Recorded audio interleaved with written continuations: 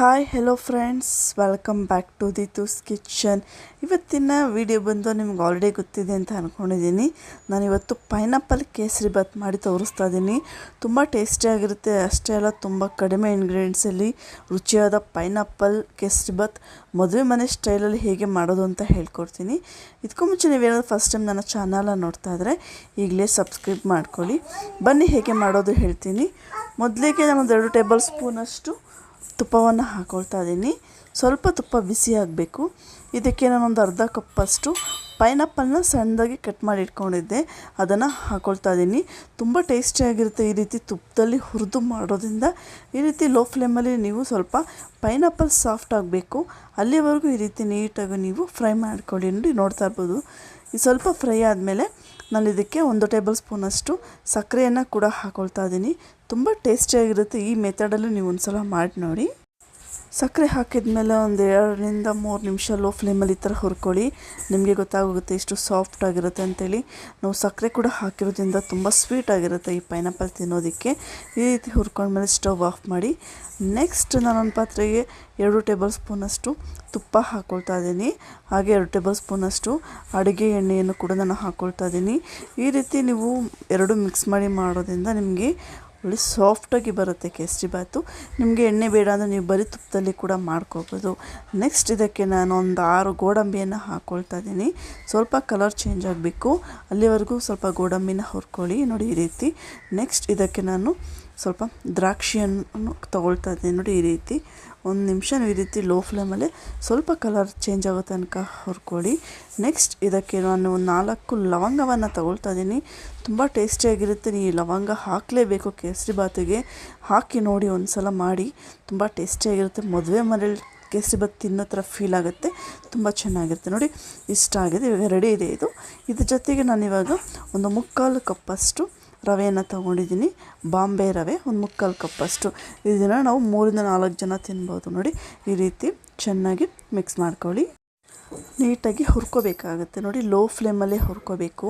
ನಿಮಗೆ ಅದು ರವೆದು ಏನಿದೆ ಫ್ಲೇವರ್ ಬರೋ ತನಕ ನೀವು ಈ ರೀತಿ ಹುರ್ಕೋಬೇಕು. ನೀವು ನೋಡ್ತಾ ಇರ್ಬೋದು, ಕಲರ್ ಕೂಡ ಚೇಂಜ್ ಆಗ್ತಾ ಇದೆ. ನೋಡಿ, ನೀಟಾಗಿ ಲೋ ಫ್ಲೇಮಲ್ಲೇ ಇಟ್ಕೊಂಡು ಹುರ್ಕೊಳ್ತಾನೆ ಇರಬೇಕು. ಕೈ ಬಿಡಬಾರ್ದು. ನೀವು ಈ ರೀತಿ ಹುರ್ಕೋತಾನೆ ಇರಿ. ನೆಕ್ಸ್ಟ್ ಇವಾಗ ಇದಕ್ಕೆ ನಾವು ಏನು ಪೈನಾಪಲ್ ಮತ್ತು ಸಕ್ಕರೆಯಿಂದ ಏನು ಮಾಡ್ಕೊಂಡಿದ್ವಲ್ಲ, ಹುರ್ಕೊಂಡಿದ್ವಲ್ಲ, ಅದನ್ನು ಇದ್ರ ಜೊತೆಗೆ ಮಿಕ್ಸ್ ಮಾಡ್ಕೊಳ್ತಾ ಇದ್ದೀನಿ. ತುಂಬ ಕಡಿಮೆ ಟೈಮಲ್ಲಿ ತುಂಬ ಟೇಸ್ಟಿಯಾದ ಕೇಸರಿ ಬಾತ್ ರೆಡಿ ಆಗ್ತಾ ಇದೆ. ನೀವು ಒಂದು ಸಲ ಮಾಡಿ ತಿಂದು ನೋಡಿ, ಮದುವೆ ಮನೆ ಕೇಸರಿ ಬಾತ್ ತಿನ್ನೋಷ್ಟು ಫೀಲ್ ಆಗುತ್ತೆ.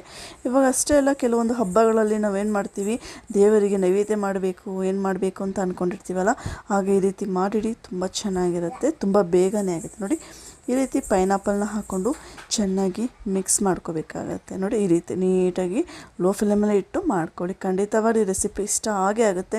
100 ಅಲ್ಲ 101% ನಿಮಗೆ ಇಷ್ಟ ಆಗುತ್ತೆ. ನೆಕ್ಸ್ಟ್ ಇವಾಗ ನಾನು ಅದಕ್ಕೆ ಅಳತೆ ತಕ್ಕನಂಗೆ ಹಾಕ್ಕೊಳ್ತಾ ಇದ್ದೀನಿ. 3/4 ಕಪ್ಪು ನೀರಿಗೆ ನಾನು 3 ಕಪ್ಪಷ್ಟು ನೀರನ್ನು ಹಾಕ್ಕೊಳ್ತಾ ಇದ್ದೀನಿ. ನೋಡ್ತಾ ಇರ್ಬೋದು. ತುಂಬ ಗಟ್ಟಿ ಮಾಡ್ಕೊಳಕ್ಕೆ ಹೋಗ್ಬಿಡಿ, ತಿನ್ನೋದಕ್ಕೆ ಚೆನ್ನಾಗಿಲ್ಲ. ಸ್ವಲ್ಪ ನಿಮಗೆ ತೆಳು ಅಂತ ಅನಿಸ್ಬೋದು, ಬಟ್ ರೆಡಿ ಅದು ಹಾರಿದ್ಮೇಲೆ ನಿಮಗೆ ಪರ್ಫೆಕ್ಟಾಗಿ ಬರುತ್ತೆ. ತುಂಬ ಟೇಸ್ಟಿಯಾಗಿರುತ್ತೆ. ನೋಡಿ, ಈ ರೀತಿ ಚೆನ್ನಾಗಿ ಮಿಕ್ಸ್ ಮಾಡ್ಕೊಳ್ಳಿ. ಇವಾಗ ಐ ಫ್ಲೇಮ್ ಇಟ್ಕೊಂಡು ಚೆನ್ನಾಗಿ ಮಿಕ್ಸ್ ಮಾಡ್ಕೊಳ್ತಾ ಹೋಗಿ. ಅದು ಗಟ್ಟಿ ಹಾಕ್ತಿದ್ದಂಗೆ ನೋಡಿಕೊಂಡು ನೀವು ಸ್ವಲ್ಪ ಮೀಡಿಯಮ್ ಇಟ್ಕೊಳ್ಳಿ. ನೋಡಿ, ಈ ರೀತಿ.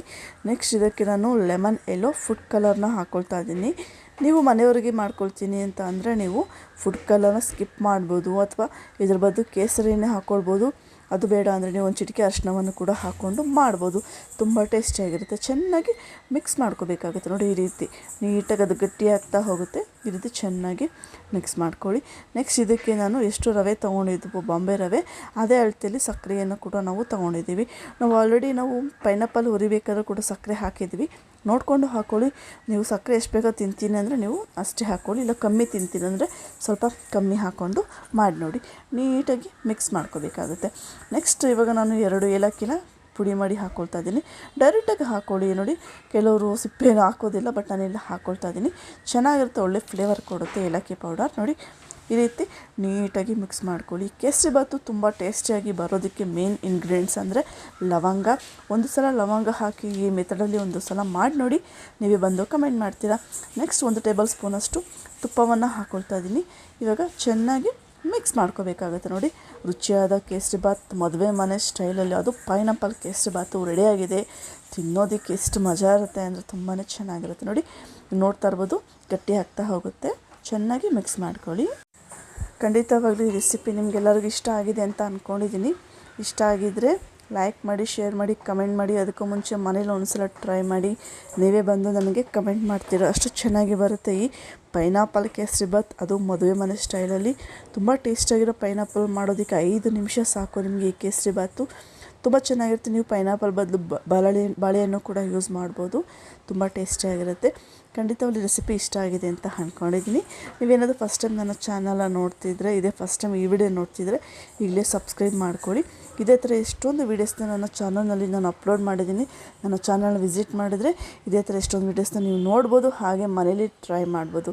ತುಂಬ ಈಸಿಯಾಗಿ ತುಂಬ ಟೇಸ್ಟಿಯಾದ ರೆಸಿಪಿಗಳನ್ನು ಬೇಕು ಅಂದರೆ ನನ್ನ ಚಾನಲ್ ವಿಸಿಟ್ ಮಾಡಿ.